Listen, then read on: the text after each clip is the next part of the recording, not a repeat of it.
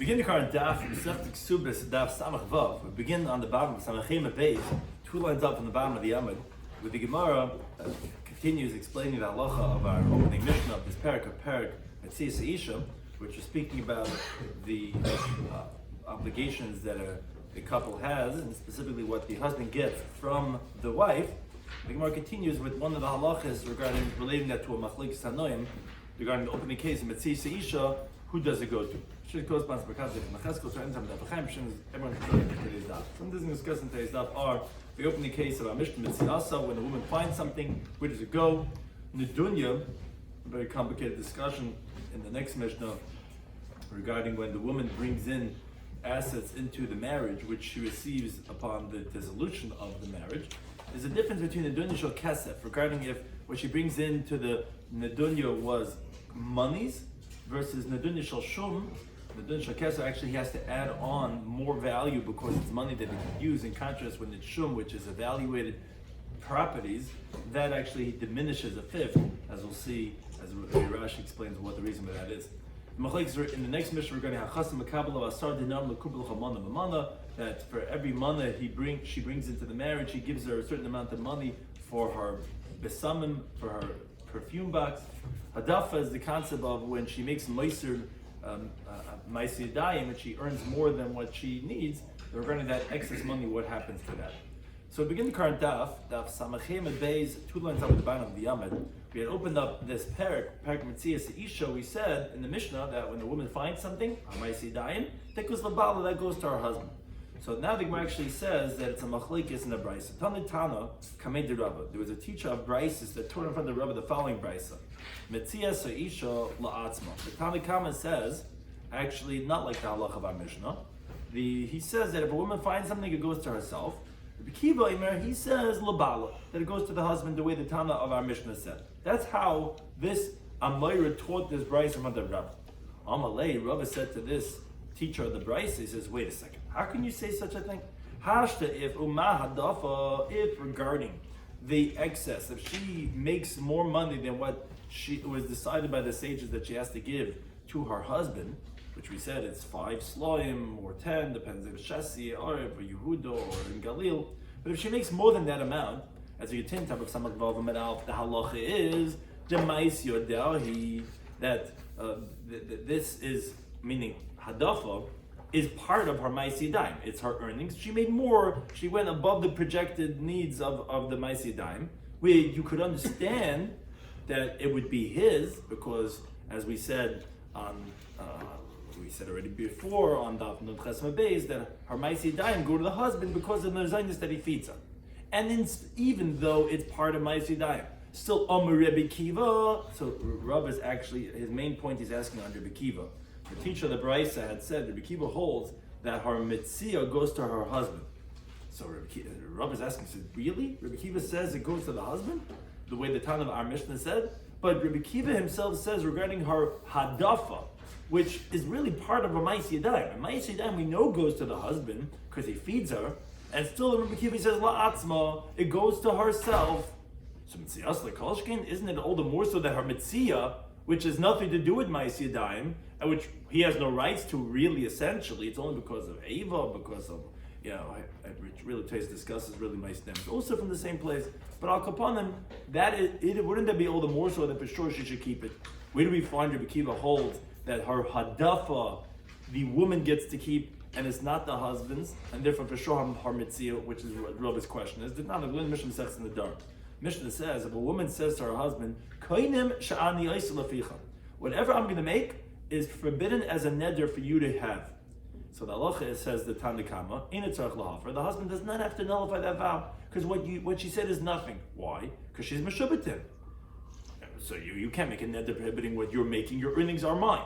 Now, even if she might make more than she owes to him, we're not concerned for, because if it's for the hadafa, all the Tandikama, that also goes to the husband.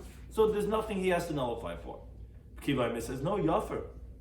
He should nullify the vow. Why? I heard she's meshumit to the husband. You can't prohibit it on me. It's mine. No, because she might make so much more than what's coming to him, and the hadafa is hers, and the kohen is going to take effect on the hadafa. So therefore, to get not to be in that situation, the hadafa is going to be forbidden on him. He should nullify the vow. So what do you see? Rabbi Kiva holds that hadafa, the excess of her ma'aseh dime, if she only has to give him a certain amount a month, and she's making more than that, that will be hers, not his. So therefore, that will be forbidden as the vow. So how can you tell me, the teacher of the Brisa, that Rabbi Kiva holds the mitzvah is to the husband? To the husband? What do you mean? Even the hadafa goes to her. For sure, the mitzvah should go to her. So Elareda says, Rava Epoch. Switch around the opinions in this Brisa. Mitzvah se'isha, what the woman finds, says the Tanakam labal is to the husband. And Rabbi Kiva, he's the one that disagrees, says, no, la'atzma, it goes to herself. And she gets to keep just like we say, even b'hadafa, he says she could keep, for sure the mitzvah she could keep. The question is, the Gemara says no, because he actually explains that if a woman is making more money than she needs to give to the husband, not through pushing herself. For example, she is a very, what we call in Yiddish, geschickt. I don't think any better word than that. And she's someone who gets things done. So she's making a lot more than what's the norm. That is where Kul Amaloi Pligi, no one's going to disagree, says Rabbi Yechanan, the Balhaba. Everyone's going to agree that goes to the husband.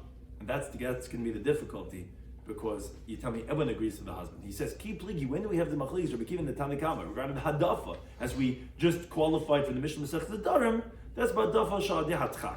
That's when she makes a lot more by pushing herself. So she's pushing. She's really pushing the pedal to the metal. So that's where she's making more money. Tanakama Sabal Labali, he goes, okay, it still goes to the husband. Rabbi Kiva, somebody else, no. Then she's pushing it. It's considered something that would go to Asma to herself. So what's the Gemara's question? So Rashi explains the assumption of the Gemara is that a mitzvah, when you find something, that's like hadafa shelo yaldi hatchak. Because you just found, you're walking, you say, wait a second, is that a ring? Oh my, is that whatever this nan? And you didn't push yourself to do that. So that's just like hadafa shelo yaldi hatchak. So how could you tell me that they're disagreeing in the Brisa regarding her mitzvah? You just told me, Rabbi Yechanan, that they all agree that when she makes more money, not by pushing it, she just geschickt, that then it goes to the husband. So how could you tell me Rabbi Kiva is going to hold, it's going to go la'atzma by mitzvah, if that's the equivalent of hadafa shodei atchak? Someone at Papa says, no, it's incorrect what you're thinking. Mitzvah, when she finds something, is ka'adafa shodei atchak dami. It's like when you make more money by pushing yourself. Because most found objects, says Rashi, you have to try to get them.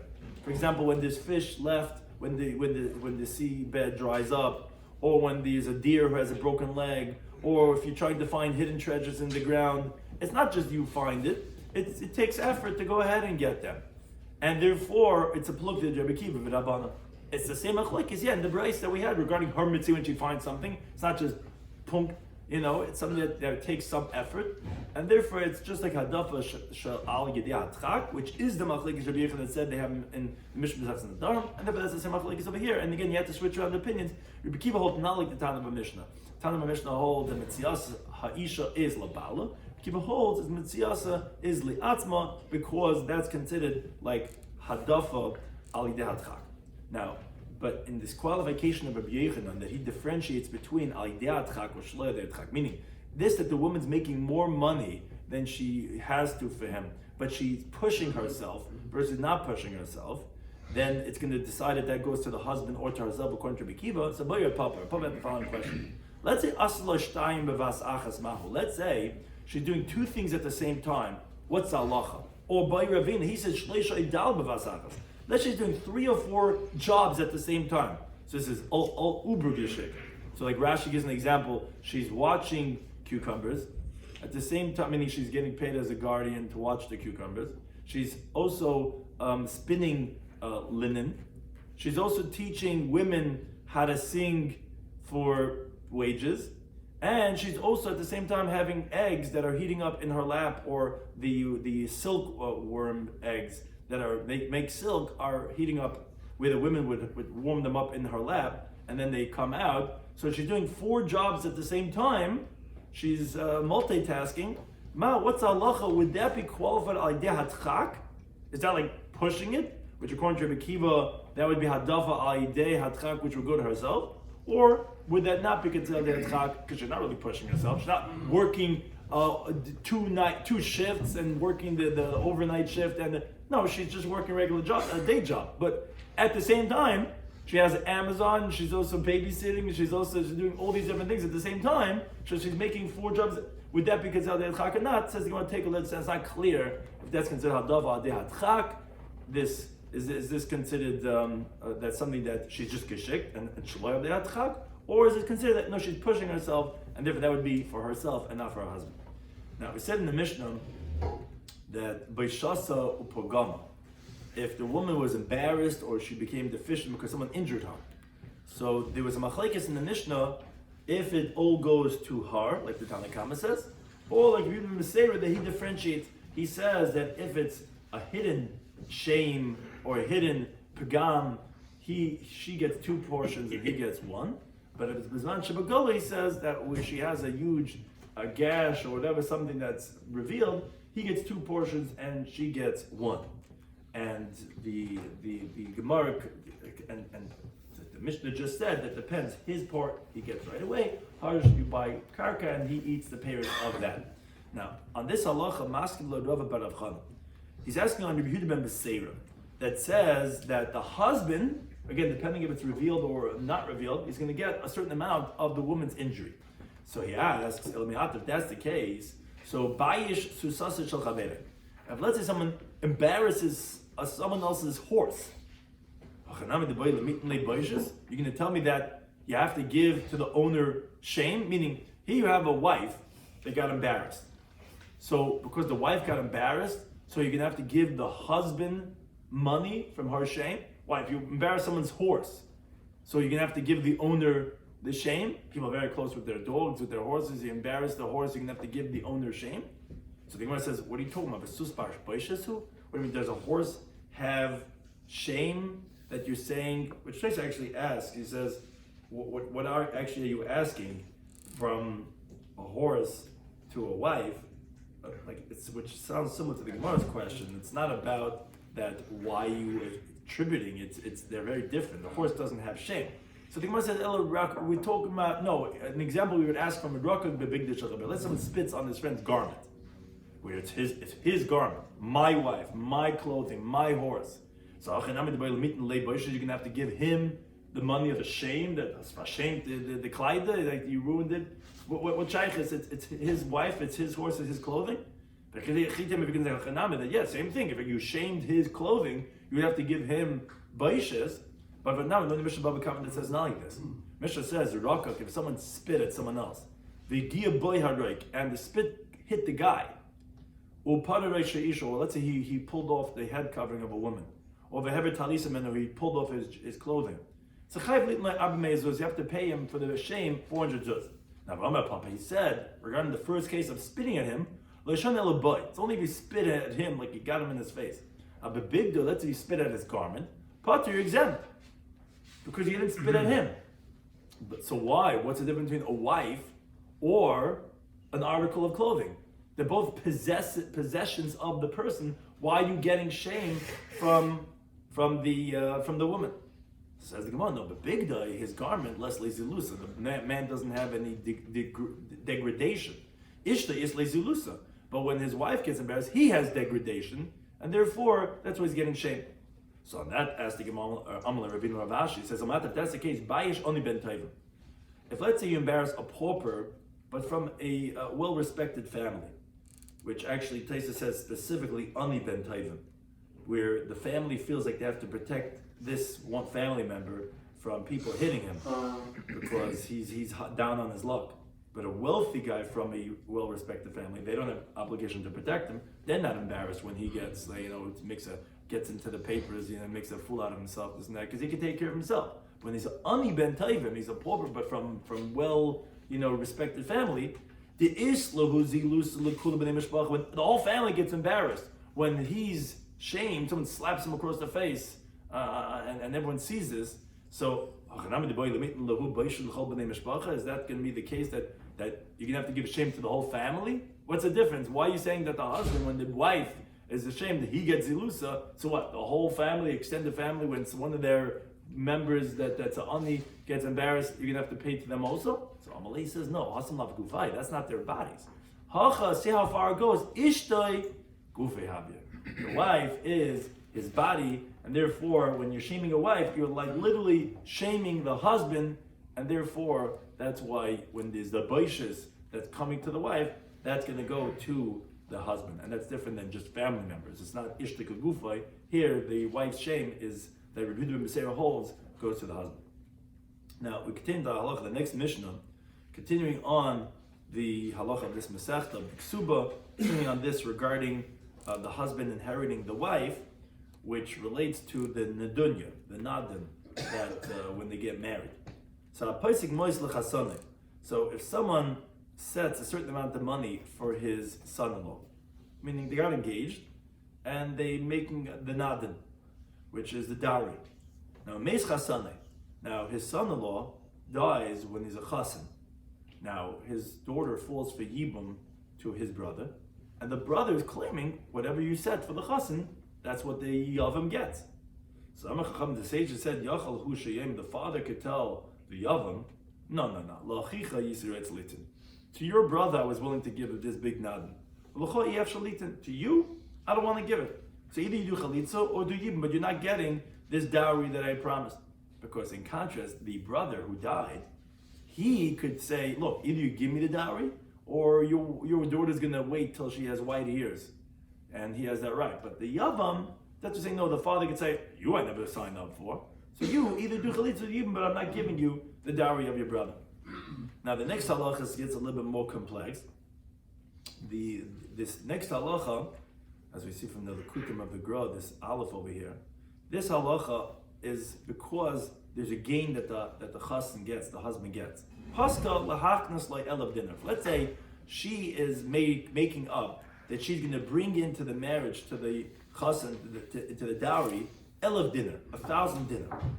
So who pays the connected? So he has to actually write in the ksuba that he received chamesh esrei mana, 15 mana, which is actually 1,500 dinner, not 1,000 dinner.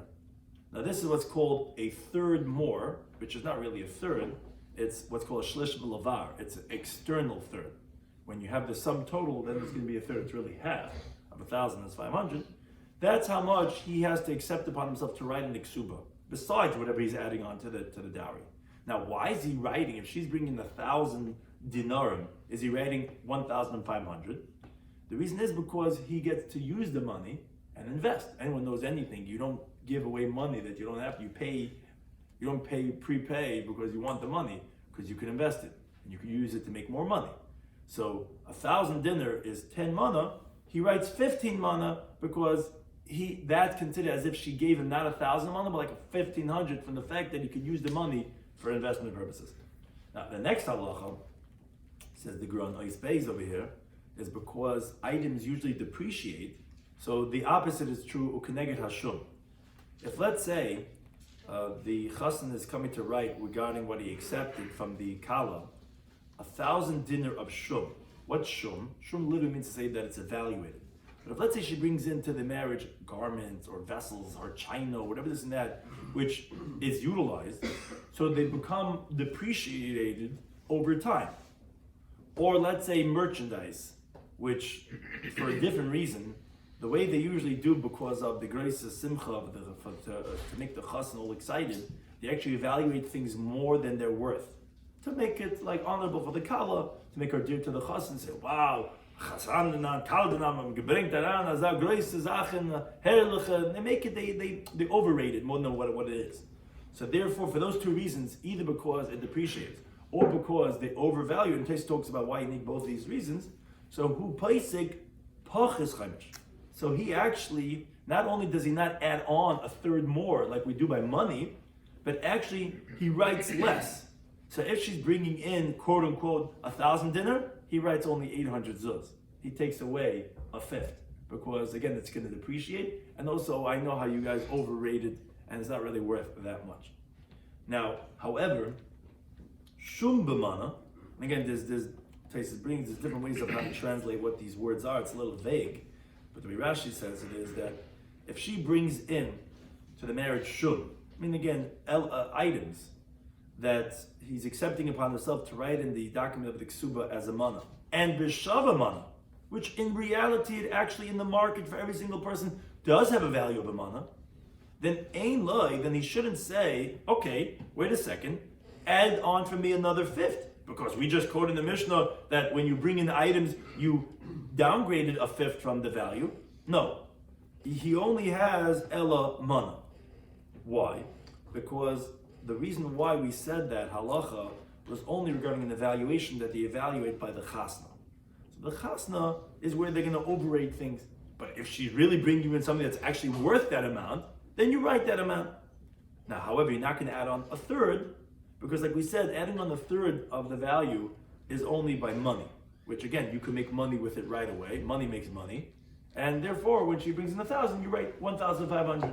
But when it's clothing or vessels or car or whatever this and that, where they're not overrating, and that's something that will remain if it has the actual value of a mana as a mana. Now, the same thing is in the opposite. Let's say you have a shum. Let's say you have some item that he's accepting that's b'mana, meaning, the way Rashi translates, that they said to him, write a mana in the ksuba, and she's going to bring you this evaluated item worth a mana. So then he noisenes. What does it mean she gives it? Rashi says it means, so they have to evaluate it by the chasna as shleishim ve'echad sel dinar, as 31 slum and a dinar, which that is a mana and a fifth more, because of that same discrepancy where the evaluation is always a fifth more. So if he's writing this, then it has to be evaluated a fifth more, because it's always, he writes a fifth less. So if he's writing this amount, so we got to have the evaluation to be a fifth more, so that it fits into that algorithm. Now, over Arba Meis, now regarding, if let's say he accepts upon himself that this item she's bringing in to the marriage, this she's bringing in an oven, whatever this and that, and it's worth 400. So then, if that's what he's writing in the ksuba, so he said it's chomesh meis.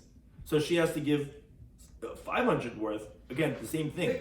I mean, they have to evaluate it at 500. If he's writing the ksuba that she brought in an oven worth 400, they have to be evaluating at the chasna at 500, because that was the same principle we said. Whatever they're evaluating, he gives a fifth. He writes a fifth less. So if he's writing 400, it's got to be evaluated at the chasna at 500. Now, continues the Mishnah Ma, as you continue to Beis, Shachasin Paisik, what the chasin, about what he sets, meaning, if let's say they evaluated first, and they brought the evaluated item to him, whether it's something that's a small evaluation or a small item that's evaluated, a large one, so who Paisik, he writes in the document, Pachas Chaimish, a fifth less, which the Gemara is going to ask, why are we repeating ourselves so many times? You already told me that when they bring in an item and they evaluate it first, and then he writes in the ksuba a fifth less, it seems to be very redundant, this concept that we're saying in the Mishnah. But the Gemara first explains the halacha, the reisha.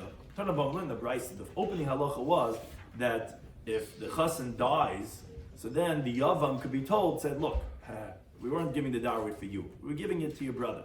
So the brisa elaborates on the chiddush of this, that in Tzarech you don't have to say b'rishon if the first chassan was a Talmid Chacham. V'shein and his brothers, Am Haaretz, for sure we could tell him that. Even if the chassan was Am Haaretz and his brother, who you couldn't get him as a shidduch, because he was still in yeshiva, and now when the chassan died, the second one is coming up, and he has the mitzvah of giving the Talmid Chacham, even then, Yochalim, you could tell him, look, Lochicha Yisrael Tzalitin to your brother was willing to give this Nadan, Lochari Yashalitin to you, I don't want to give it, and they don't have to give the dowry to the Yavam, they tell him either do Chalitza or do Yibum.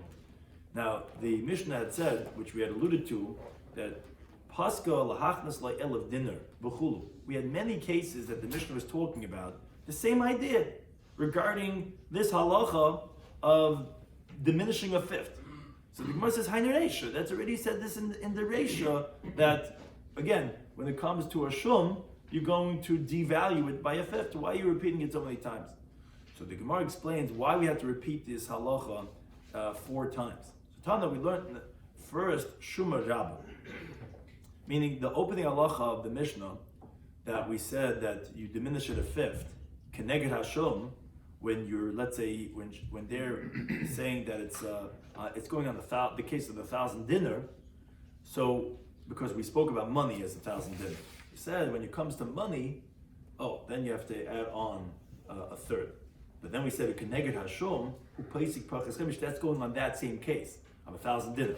1,000 dinar is a lot of money, so that's what we're saying. That was case number one, to tell us that even when there's a large value, you can, if it's an item, not money, you can diminish it a fifth.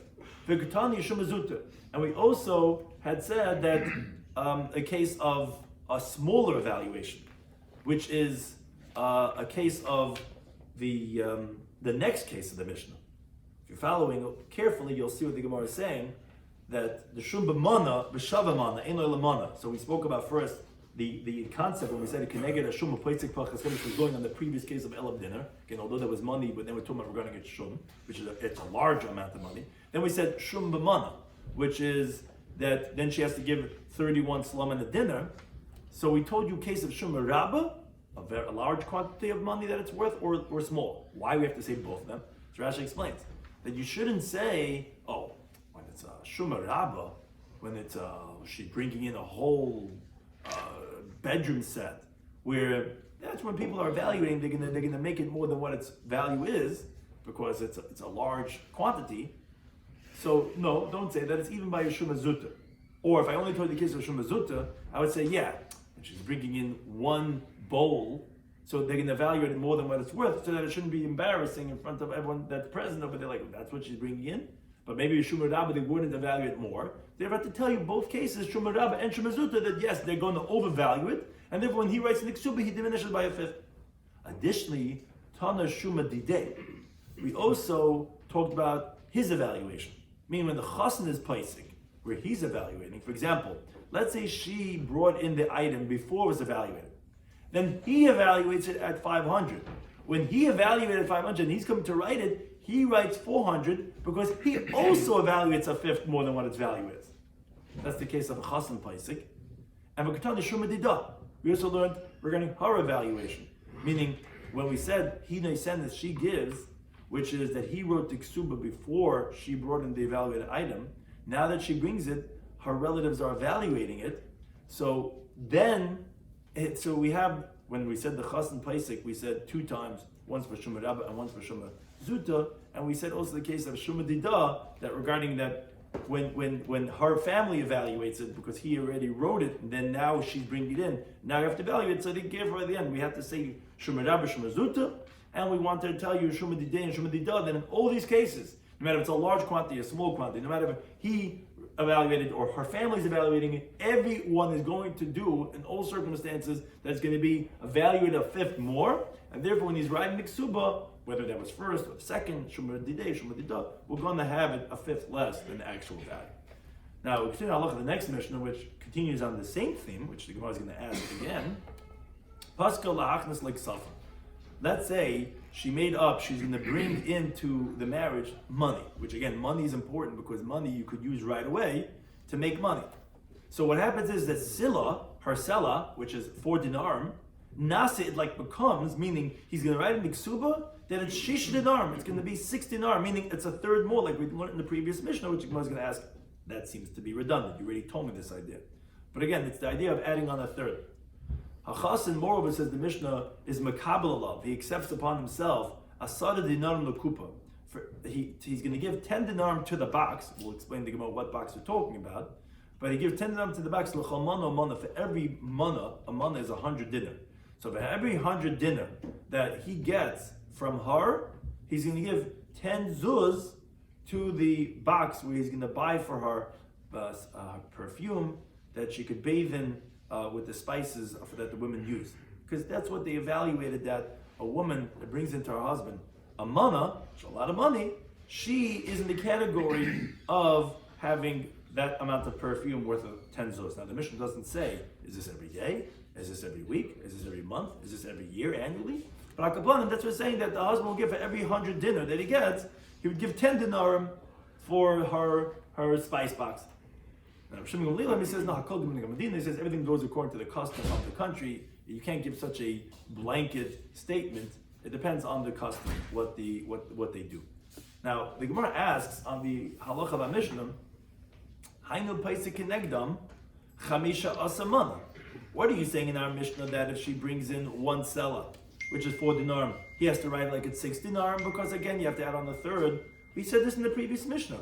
We said that when she brings in 1,000 dinar, he evaluated its opposite it 15 mana. Instead of 10 manas, you write at 15 mana because we said that you make profit, so you have to write a third more.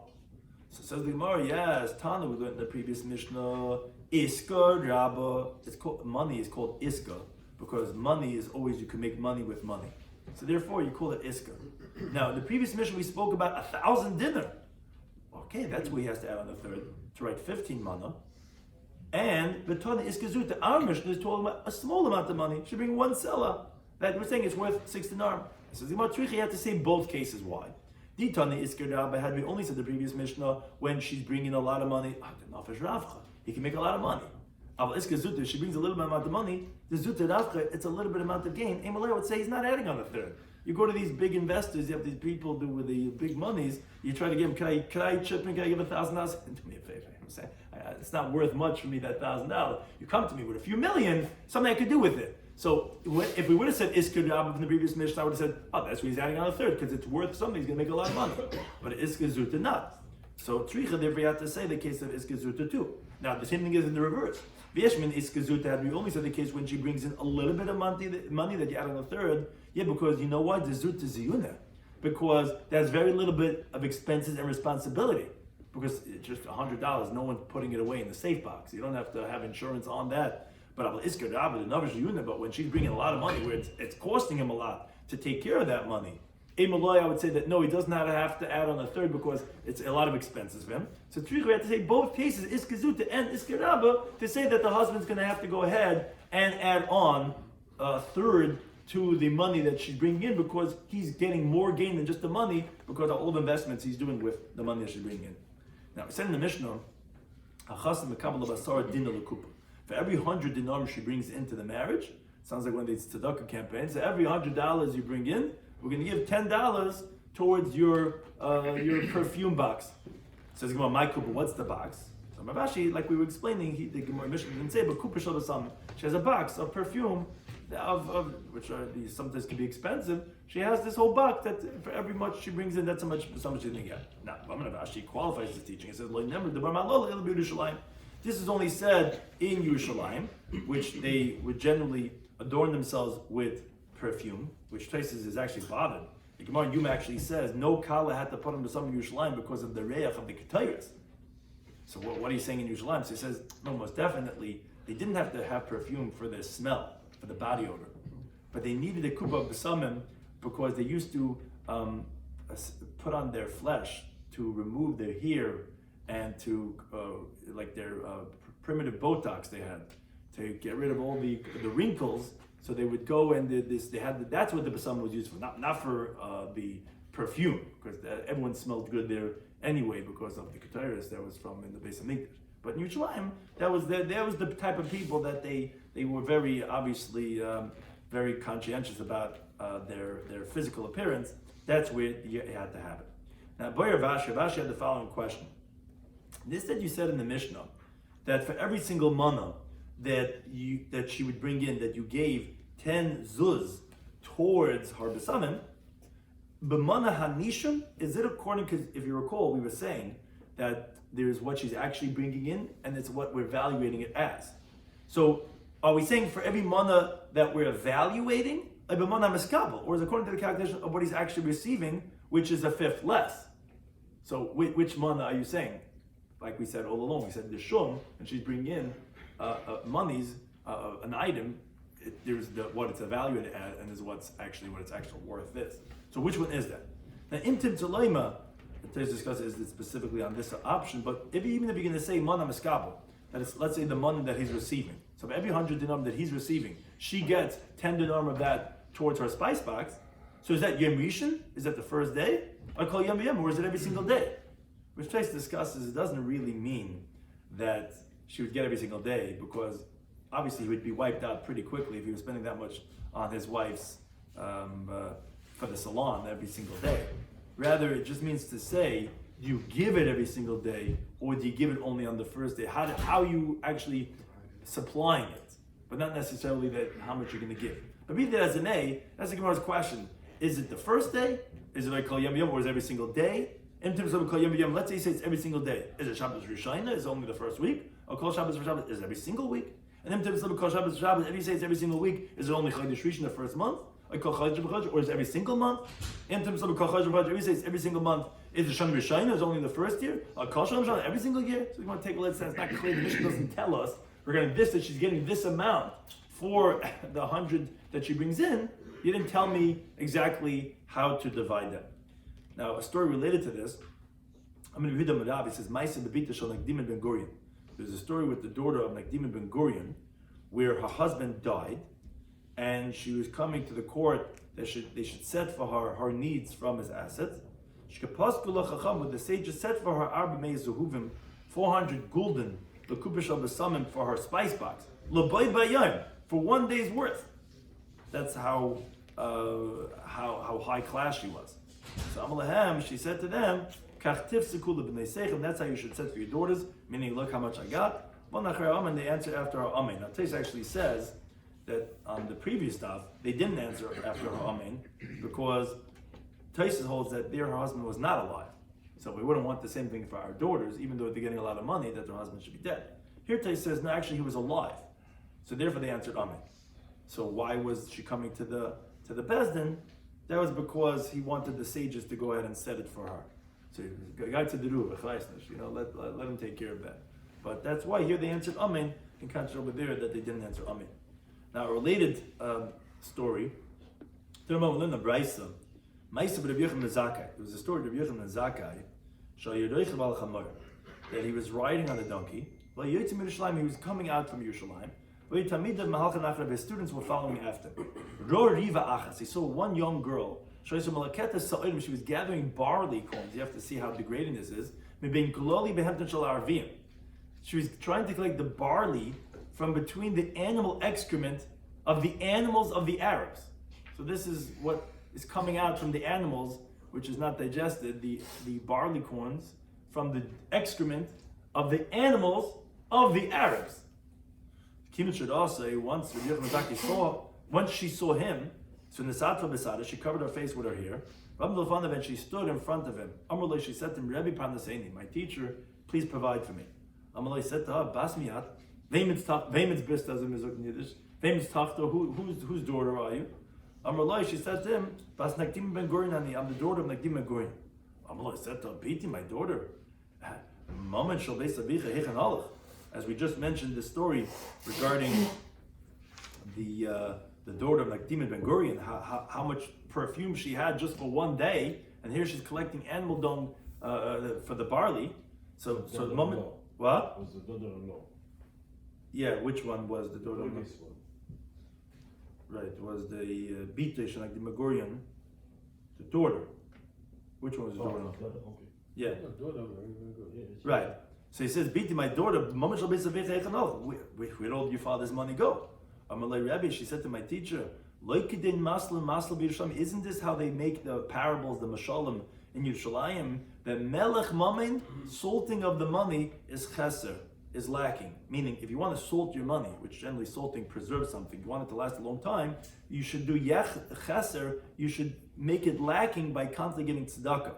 And chesroina izeu kiyumai, says Rashi. Making it lacking is what's going to actually maintain. You give tzedakah, then it's going to remain. Some say not chaser, but chesed. You should do with your money chesed, but my father's household, they didn't do appropriately charity, and therefore the money was depleted. Where did your father-in-law's money go? She said to him, this one came and made this one get lost. Meaning, since the monies were mixed together, because the finances were here together by with their family, they married in the money. So therefore, actually, because my father didn't do enough stuff, it actually depleted my father-in-law's money. So Amalai, she said to him, Rebbe, do you remember when you signed on my ksuba? He said to students, wow, he says, I remember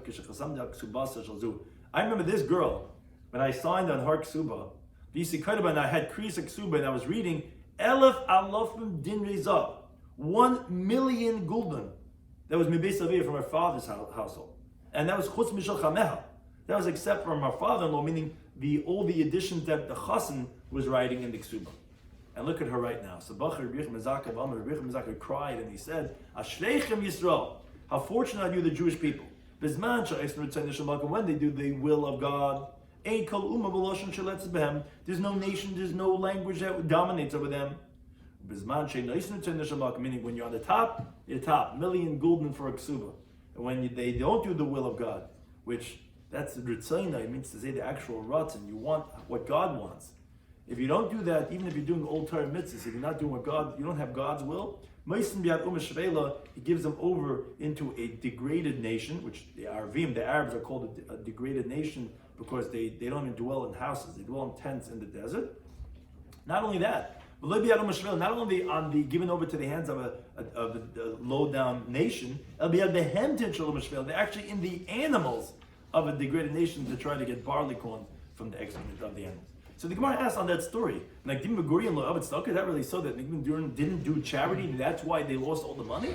But for Tanya learned the Braisa on the Dim Gurion, they said regarding Dim Gurion, when he would leave his house to go to the Beis Hamedrash, so clay meles hayas getin tachtim. They would take fine woolen garments and they would put it beneath his feet to walk on. So, like talk about rolling out the red carpet. They would roll out this fine woolen cloth for him to walk on. So they left you don't use this, he already walked on this fine woolen thing. The paupers would come and roll up these rugs to take, and you see that's how much charity he did, that even when he would walk on, he let the poor take. How do you tell me he didn't do tzedakah? Says Gemara, if you want, you could say l'chvay do David. No, he did it for his own honor. Throw a big, tzedakah party, this and that. No one's taking it away. But it's not going to save you like he's doing it for his own honor. So he's like, yeah, look what he's doing. And or if you want, you can say, although he gave a lot of tzedakah, according to what he could do, he didn't do.